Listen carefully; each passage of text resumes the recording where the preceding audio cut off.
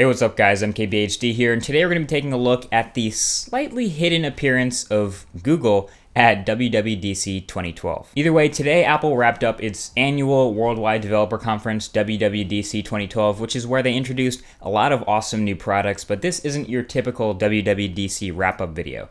But in case you missed it, there are a lot of awesome products that were introduced that I would never expect Google to replicate anytime soon, like the brand new, incredible looking MacBook Pro, with a Retina display at 2880 by 1800 pixels. That's a hot display right there. Has Ivy Bridge inside, pretty baller new product. Apple also introduced a lot of new features of OS X Mountain Lion, a extremely advanced operating system that I don't expect Chrome OS to be anytime close to that. It's pretty much a completely different category. And they actually made some pretty useful advancements with Siri, which are, I mean, that's nice. I mean, they had some sports scores in there, some player info, so that's pretty cool that they made some advancements with that. But some stuff might sound a little bit familiar if you're a Google person or an Android fan or a Chrome OS user or something. You might thumbs up if you think any of this stuff just rings a bell. Just think about it. They introduced Documents in iCloud, which allows you to sync your documents in the cloud.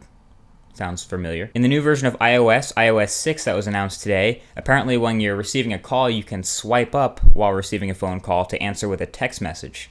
I've also seen that before somewhere. The newest version of Safari has an Omnibar, one bar all the way across the top for both your searches and your URL input. It also has tab sync feature, so you can see what tabs are open across multiple devices if you have the same browser on all of them.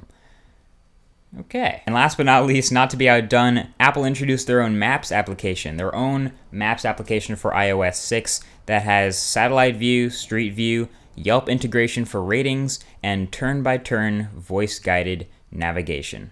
Now we know why Google decided to have their 3D Maps conference last week. Just some food for thought for you guys. I figured that would be interesting to think about. I guarantee you we're going to be seeing some of this stuff the other way around. Apple and Google going the other way around. Google taking from Apple at Google I/O, which will be in a couple of weeks. In fact, Google I/O is practically Google's version of their own WWDC, their own Worldwide Developers Conference. And just like Apple introduced the newest version of their OS, iOS 6, I bet Google's going to be introducing the latest version of their mobile OS, Android 4.1, probably Jelly Bean, and I guarantee you will be seeing some things that kind of make you go, hey, does that seem familiar? Does that remind you of something? Did that come from something we've seen before? Am I seeing things? Has that not happened already? Either way, what was your favorite introduction at WWDC? It just wrapped up today, and honestly, my favorite, I mean, it's an easy pick for me. It's the new MacBook Pro. They haven't made a whole lot of fuss about their new Mac Pro, which I'm very, very anxious to see the next version of, but I'm a sucker for pixels, and hey, that's a lot of freaking pixels